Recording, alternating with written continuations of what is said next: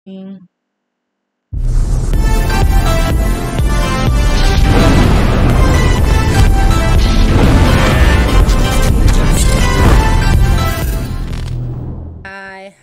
Assalamualaikum warahmatullahi wabarakatuh. Bismillahirrahmanirrahim. Assalamualaikum warahmatullahi wabarakatuh. Bersama dengan Cikgu Nursina Haji Ombi atau lebih dikenali Cikgu Nurshima. Okay, Cikgu Shima. Selamat datang ke channel Cikgu Shima, iaitu ilmu untuk dikongsi khas untuk belajar STPM, Bahasa Melayu STPM. Okay, hari ini Cikgu Shima buat satu video yang bertajuk, ada satu tajuk untuk Bahasa Melayu semester 2. Okay, kita mulakan. Okay. Right. Baik. Okay. Seterusnya ialah ini ialah Bahasa Melayu STPM semester 2 sebab macam lama Cikgu Shima tidak buat video kan. Jadi hari ini tajuk Cikgu Shima ialah susunan konstituen ayat. Okey, susunan konstituen ayat.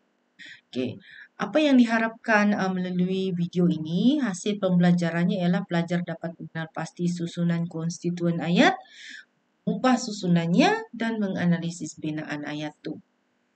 Okey, 2.5 susunan konstituen ayat, 2.5.1 ayat susunan biasa, kemudian 2.52 ayat songsang, iaitu ada dua jenis, pendepanan seluruh predikat, pendepanan sebahagian predikat. Tetapi untuk pendepanan sebahagian predikat, pecah lagi dua jenis. Okey, baik. Apakah yang dimaksudkan dengan ayat gramatis? Ayat gramatis ini ialah ayat yang terbina melalui susunan konstituen, subjek dan predikat. Maknanya di sini ayat yang gramatis, ayat yang betul dari segi tata bahasanya ialah mesti dibina daripada konstituennya subjek dan predikat. Jadi dalam binaan subjek dan predikat ini ada dua jenis susunan ayat. Iaitu pertama susunan biasa, subjek mendahului predikat. Kemudian yang kedua susunan songsang terbagi kepada dua, pendepanan seluruh predikat, pendepanan sebahagian predikat. Okey, baik. Ini ialah contoh ayat susunan biasa. Apa yang dimaksudkan dengan ayat susunan biasa? Iaitu binaannya mestilah subjek diikuti predikat. Contoh ayat di sini ialah haiwan itu seekor kucing. Kucing di sana comel betul. Kucing itu di dalam bilik. Kucing liar itu sedang menangkap tikus. Kucing liar itu akan ditangkap tidak lama lagi. Kawasan kucing liar itu perlu dibersihkan secepat mungkin. Milik kucing itu siapa? Daripada ayat ini, inilah contoh ayat susunan biasa, termasuklah ada ayat tanya yang susunannya ialah susunan biasa. Kalau kita lihat, kalau ayat tanya susunan biasa, kita dapati subjek pemilik kucing itu, manakala kata tanyanya berada pada bahagian predikat. Okey? Baik. Kalau untuk ayat susunan songsang, kita dapati bahawa predikat mendahului subjek. Dan Cikgu Shima ambil sahaja ayat yang sama. Okey, tetapi ayat terakhir itu ayat tanya, kita dapati bahawa predikatnya terdiri daripada kata tanya dan ada partikel kah. Kalau ayat binaan susunan ayat tanya susunan biasa tidak ada partikel kah. Tetapi kalau ayat susunan songsang bagi ayat tanya ada partikel kah. Siapakah pemilik kucing itu? Bagaimanakah keadaan kucing itu? Di manakah kucing itu tinggal? Mengapa kucing itu sakit? Semua ialah ayat susunan songsang. Okay. Kalau yang ini boleh nampakkan seekor kucing, haiwan itu. Comel betul kucing di sana. Di dalam bilik kucing itu. Sedang menangkap tikus kucing liar itu. Akan ditangkap tidak lama lagi kucing liar itu. Okey, jadi ini ialah dikenali pendepanan seluruh predikat. Baik, jenis susunan ayat, susunan songsang ni ada dua. Satu, pendepanan seluruh predikat dikenali sebagai PS, manakala yang satu lagi pendepanan sebahagian predikat dikenali sebagai PSP. Okey, kita tengok dulu adakah yang Cikgu Shima rakam ini keluar. Okey. Baik, kita lihat pula kalau ayat susunan biasa contohnya ini. Peserta lelaki subjek manakala predikat berehat di ruang tamu. Dan ayat ini kita boleh tukar dia. Tukar, kalau pendepanan sebahagian predikat iaitu PSP, kita boleh tukar dia. Bagaimana kita tukar? Ini contohnya.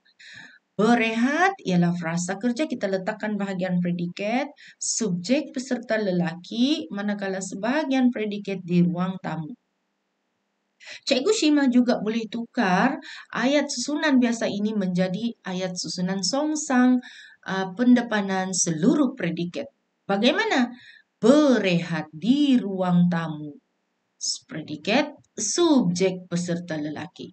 Kemudian kita juga boleh songsangkan menjadi pendepanan sebahagian predikat PSP dengan meletakkan frasa kerja di hadapan sebagai frasa kerja iaitu berehat, subjek peserta lelaki manakala sebahagian predikat di ruang tamu. Dia PSP. Okay. Ini ialah SP, manakala ini pula PSP. Seterusnya ini ialah contoh bagaimana pula bagi frasa kerja kita boleh jadikan sebagai pendepanan sebahagian predikat PSP. Susunan biasa contoh ayat, Ayu menyiram pokok bunga pagi tadi. Kemudian kita songsangkan dia ataupun mengalami penyongsangan jenis pendepanan sebahagian predikat. Kita mulakan dengan frasa kerja menyiram pokok bunga. Ayu subjek, sebahagian predikat pagi tadi. Okey, ayat susunan biasa. Contohnya, petugas itu sungguh rajin sejak dahulu. Kita boleh mulakan menjadi, kita boleh tukar ayat itu menjadi mengalami pendepanan sebahagian predikat iaitu dengan meletakkan frasa adjektif di depan. Contoh, sungguh rajin. Okey, predikat. Subjek petugas itu, sebahagian predikat sejak dahulu. Sungguh rajin petugas itu sejak dahulu. Atau sejak dahulu petugas itu sungguh rajin. Pun boleh juga. Inilah keistimewaan PSP ini, pendepanan seluruh predikat.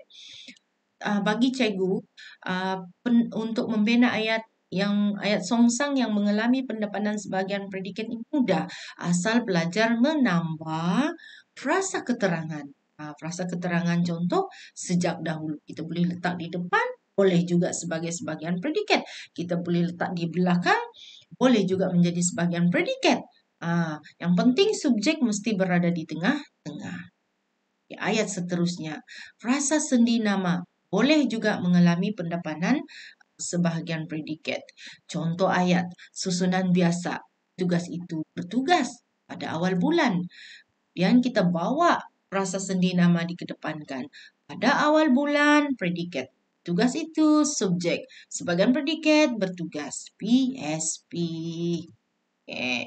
Baiklah. Kita lihat. Ini ialah susunan latihan susunan konstituen ayat. Mudah saja soalan ini. Betulkah salah? Penyongsangan konstituen ayat melibatkan ayat tunggal, iaitu ayat yang mempunyai satu subjek dan satu predikat. Betulkah hanya ayat tunggal boleh mengalami penyongsangan konstituen ayat?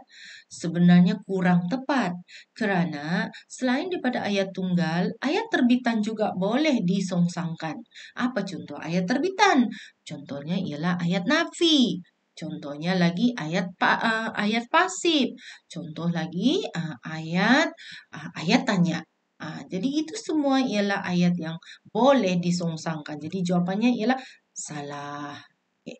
Sopan santun tunangnya itu. Ayat ini ialah susunan biasa. Salah sebab sopan santun ialah predikat, tunangnya itu subjek. Jadi ini ialah ayat songsang, bukan ayat susunan biasa. Dalam ayat songsang, predikat mendahului subjek. Sudah tentu predikat mendahului subjek Oke, barulah dikenali sebagai ayat Songsang.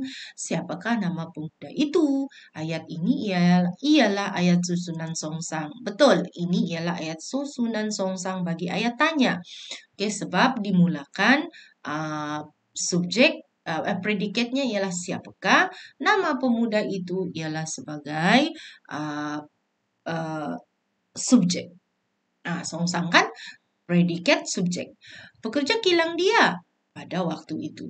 Bahagian yang dikedepankan dalam ayat ini ialah sebahagian daripada predikat yang terdiri daripada frasa nama. Maka ini ialah betul. Mana frasa nama? Pekerja kilang dia itu ialah pekerja kilang dia frasa nama. Oke, itulah frasa nama. Pada waktu itu ialah predikat. Oke, pada waktu itu pekerja kilang dia, predikat juga. Pekerja kilang, predikat, dia, subjek, pada waktu itu predikat. Sebenarnya ini adalah pendepanan sebahagian predikat. Tapi soalan ini meminta sebahagian daripada predikat yang terdiri daripada prasanama. Jadi sebenarnya yang dianggap sebagai predikat yang mengandungi prasanama ini pekerja kilang. Nah, bukan dia, pekerja kilang. Sebab dia ialah subjek. Oke. Terima kasih. Semoga ilmu yang dikongsikan ini bermanfaat kepada pelajar. Dengan adanya video ini, memahamkan pelajar untuk memahami tajuk binaan konstituen ayat mudah. Selamat belajar. Semoga dipermudahkan urusan pelajar semester 2 untuk menjawab soalan peperiksaan semester 2 pada bulan 10 bulan Oktober ini. Terima kasih. Kita jumpa lagi. Assalamualaikum warahmatullahi wabarakatuh.